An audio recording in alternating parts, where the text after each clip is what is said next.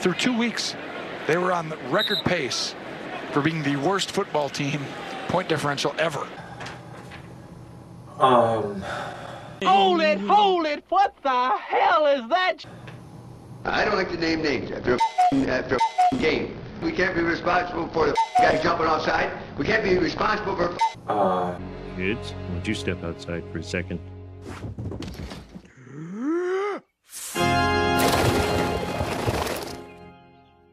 Dear Lord, that's the loudest profanity I've ever heard. Off the fingertips of Taylor!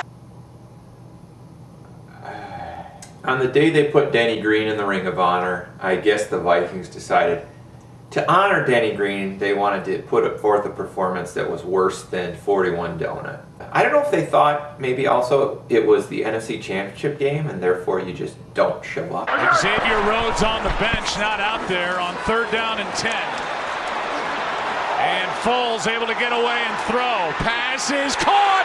Jeffrey, touchdown. Probably the worst performance by any Minnesota sports team I've seen since the previous day when PJ Fleck's Gophers sucked it up against a very bad Maryland team. Bad. The University of Alabama football team probably could have beat the Vikings by about 40. Okay, we got our #1 defense against a Bills team that has averaged 39 points a game given up. Great grammar. You know, we stop them on 3rd and long, sack their quarterback, and of course, Linval Joseph gets a roughing the passer penalty. I kind of excuse him for that because Everson Griffin wasn't playing, so Linval wanted to take Griffin's role of running in when somebody else is getting a sack and trying to get credit for a sack. You can still stop the Bills' offense, right? Well, no, of course not. Rhodes gets run over and tries to injure the guy in the process. Tight end runs over Anthony Barr. Another guy runs over Anthony Barr, and Barr gets a 15-yard face mask, and then Barr's tired of getting run over, so he just lets the quarterback run for a touchdown untouched. Out of the backfield, Clemens. So our brilliant first-round draft pick, Hughes, takes the kick 5 yards deep in the end zone, and what do? Well, you try to run it out and don't get anywhere near the 25, and you get a penalty. So you start inside the 10, and the first offensive play pretty much sums up how things went for the Vikings offense. Murray catches the ball near the sidelines, and he looked like he had to fight through like 30 defenders to get 4 yards. It was like such a battle. There were so many defenders. It seemed like Buffalo was playing defense with like 50 guys, and all game it seemed like the Vikings defense was playing with like 5 guys. Then on 2nd down, Cousins just brutally overthrew Diggs, which was a theme of the day. And then Cousins got strip sacked on 3rd down. It was kind of, I think a lot of it was Cousins' fault, just holding the ball too long. How does the defense respond? Well, of course, Xavier Rhodes leaves Benjamin wide open in the middle of the field. You suck! Luckily, Benjamin sucks, so he dropped it. And so the Panthers had to settle for a field goal. But, of course, the fanboys are like, oh, Xavier Rhodes on the stat sheet. That's a stop. Then the Vikings get the ball back down 10-0, and okay, now it's time to establish yourself. Use that $28 million quarterback, right? So what do? Well, run up the middle for one, run up the middle for one. Well, maybe you want to do some misdirection or something, but no, you just do a straight drop back, Cousins gets sacked. And then Buffalo gets the ball back. Vikings defense did what they do quite often. They just went on vacation. Just nobody covers this guy. Nobody. I mean, literally, there's nobody there. Never seen a guy that open in my life, at least since the first week of the season against San Francisco. And this is the point where Romo obviously wanted to suit up and start playing for the Bills. Oh, you just got to keep doing it. Wait do you see this? Mike Hughes, the first-round picks, guarding him. Anyway, it's 17-0 then. Cousins continued to play terrible. Overthrew Thielen badly. Had all day on 3rd down and overthrew Thielen again. Softer. And then just a crap punt. Our special teams, great as always. Then the Bills got the ball back. And here's where their suck-bag rookie quarterback decided, well, I'll try to give it back, you know. What bad teams do is try to give the opposing team, the better team, a chance to take the game away. Wayne's was torched. Badly underthrew it. Goes right through Wayne's hands. And then Wayne says, well, I want to be an all-pro, so I got to act like Xavier Rhodes. So he acted injured and took himself out when things weren't going his way. And also you may have noticed on the play that the Bills receiver played better defense than any of our quarterbacks. On that same drive, after Waynes drops the interception, the suckbag quarterback says, well, hey, I'm just going to go crazy. He literally jumped right over Anthony Barr. Our defense let him leap over us without just killing him. Danielle Hunter comes back, gets a sack. Hey, we got a chance to stop him still. And so how do we follow that sack? Well, our defense always has to follow a good play with, again, just not covering somebody. 55 yards. But Buffalo's suckbag rookie quarterback, Allen, his name, I don't remember his first name, not going to look it up, keeps trying to give us the game. He just drops the ball, and of course we can't recover it. But again, it's like, well, we got a chance to stop them now because they lost a ton of yardage. What does Barr do? Well, he horse collars the guy, gives him a first down. And What the you doing, you little piece of 4th and goal inside the 1. What do?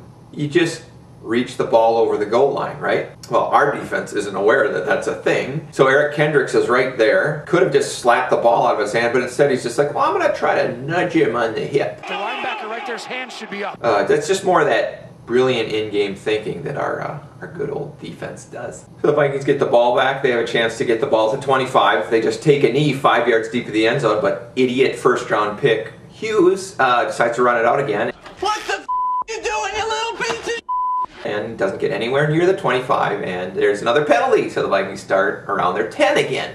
Great. Brilliant special teams, as always. Okay, so now we got the ball back. We're losing by like 800 points, but hey, it's still early. We still got a chance, so what do? You get the big guns involved. Throw a 3-yard short pass to Treadwell, which somehow he caught. And he sucks. I mean, he just sucks. He just sucks. You throw a dump off to Rudolph, whose middle name is 1 yard short of the first down. And then you just drop back and get sacked on 3rd down because your offensive line, thanks to Rick Spielman. Then you have another horse crap punt. Thanks, Rick Spielman, for that great personnel decision. Great special teams, Mike Prefer. Then on that next drive, 3rd and 6, Xavier Rhodes gets outmuscled by suckbag Kelvin Benjamin. You suck! Then on the next play, I think they just threw deep to Benjamin because they're not intimidated by Rhodes at all. And again, Tony Romo clearly wanted to suit up and start playing against all-pro Xavier Rhodes. Love it, though. Keep throwing it every time. And then on 3rd and 20, when they're just trying to get into better field goal range, Xavier Rhodes gives like a 15-yard cushion. What the you doing, you little piece of And they easily get a 10-yard completion to suckbag Kelvin Benjamin. I think at this point they've seen enough of Hughes returning kicks, so they put in a different guy. Don't know him, not going to look it up. So he's obviously not going to run it out of the end zone 5 yards deep, right? Well, I guess he is. And nowhere near the 25. What do you know? Great special teams. Mike Prefer. That's about it. I mean, nothing much else happened. In the second half, Diggs kind of dropped a touchdown pass. Partly it was due to good coverage by the Bills defender. For some reason, other teams can actually defend receivers one-on-one and make plays. I don't know why our number 1 defense can't ever play man-to-man. I don't understand it. They're the number 1 defense in the league. Wait, maybe they're not. Maybe they're overrated. I wonder if somebody said that. But if you need them to make that big play, that big stop, they can't do it. So the Vikings defense, incredibly overrated. So last week I talked about how the Vikings defense did after a Vikings touchdown, and they were very bad. What was it? They averaged like 10.3 plays for 59 yards allowed, and they gave up an average of 4.3 points after every touchdown that didn't come right near the end of a half. The great Bills defense that had been giving up 39 points a game coming into the Vikings game, how did they do after a Bills touchdown? First drive after a Bills touchdown, they gave up 3 plays for 3 yards and strip sack Kirk Cousins for a turnover. Next Buffalo touchdown, the Buffalo defense gave up 5 plays for 19 yards and forced a punt. And then after the next Bills touchdown, the Bills defense 3 plays, 1 yard, and a punt. So that's 3.7 plays for an average of 7.7 yards. And if you take the 3 points that they got off the turnover, that's an average of -1 point allowed per possession. That's a little better than the Vikings tend to do. So that Buffalo defense didn't feel the need to just take a series off the way the Vikings defense always does. Just for those fanboys out there who think, oh, you can't expect them to stop the other team after a touchdown. I can't express this strongly enough that Rick Spielman has to be fired. I think I said that like 5 years ago. Rick Spielman, he should be fired. I said it last year. Fire me! I'm already fired! Fire me! I'm saying it again. This guy is an imbecile. Look at his first round picks. You got Waynes, you got Treadwell, you got Hughes, you got Rhodes, you got even Harrison Smith, one of the most overrated players in the NFL. I see people saying he's a Hall of Famer. Horrible in pass coverage week 1, and somehow he was Defensive Player of the Week. And I'm sure the fanboys are like, I'd rather have Harrison Smith be Defensive Player of the Week than have the team win. And that offensive line, okay, you spend $28 million a year on a quarterback, and you never address the offensive line that can't block for him, can't give him any time. But Mike Zimmer's got to take some of the blame for this. I don't know what it is with his teams where they just don't show up for games. Like there was the NFC Championship game.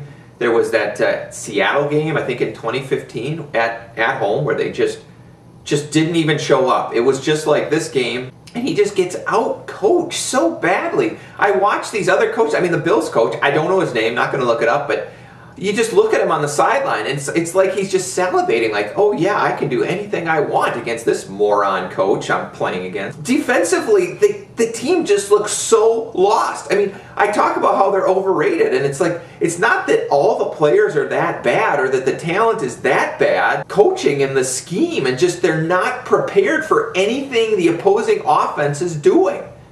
What are you doing, Mike? Time for our awards. The award for the guy who is going to be super overrated only to start sucking immediately. This performance by Allen, where he's strutting all over the field thinking he's the greatest thing since sliced bread, this had nothing to do with him being good. This had everything to do with the Vikings not showing up, okay? The Gopher football quarterback could have put up big numbers against that Vikings defense. They're going to talk him up like he's the next big thing. He's going to be a superstar. And he's going to go into Lambeau Field and turn the ball over 3 times next week, I'm sure. I hope Clay Matthews gets his 4th roughing the passer penalty of the year and earns it. The insulting but painfully accurate quote of the week. There's a lot of competition for this one. There was Jim Nance. There was no one in that secondary at all, Tony. There was Nance again. The whole field was open except down around the 10-yard line. There was Romo. There's nobody within 50 yards of Ivory. There was Romo. Anthony Barr wants no part of Josh Allen. And we're going to give it to Romo for the Anthony Barr quote, because it was so accurate and just so painful to hear and watch. Anthony Barr wants no part of Josh Allen. The best impression of Lyle, the effeminate heterosexual. I thought you were gay. What? Well, that's insane!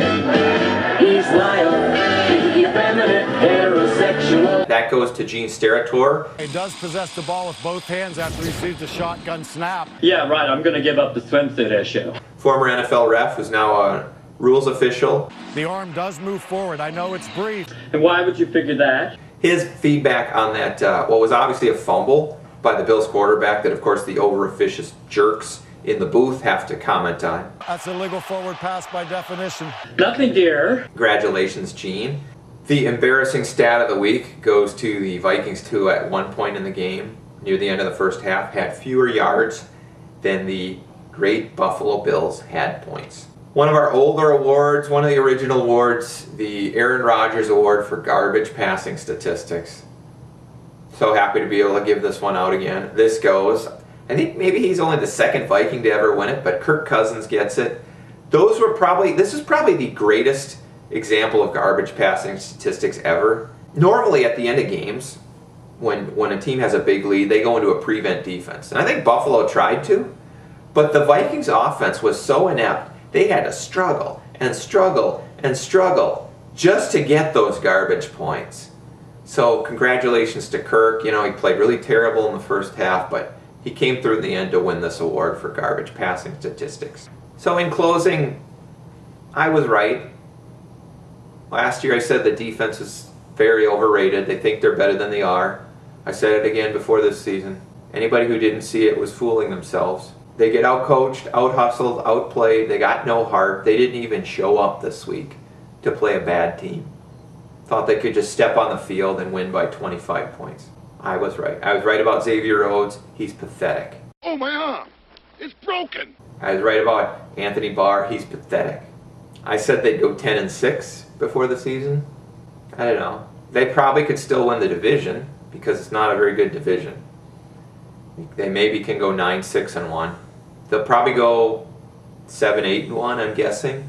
But I wouldn't be surprised if they played pretty well on Thursday against the Rams, because that's just how they are. They can play the worst game you've ever seen against a horrible team and then come out and play a darn good game against a good team. Who knows? What you do know is they're not going to get to the Super Bowl this year. And their defense is going to break down at the worst possible time. But they're the number one defense, right? They're the number one defense in the league. And they got all-pro Xavier Rhodes. So they got to be good, right? Right?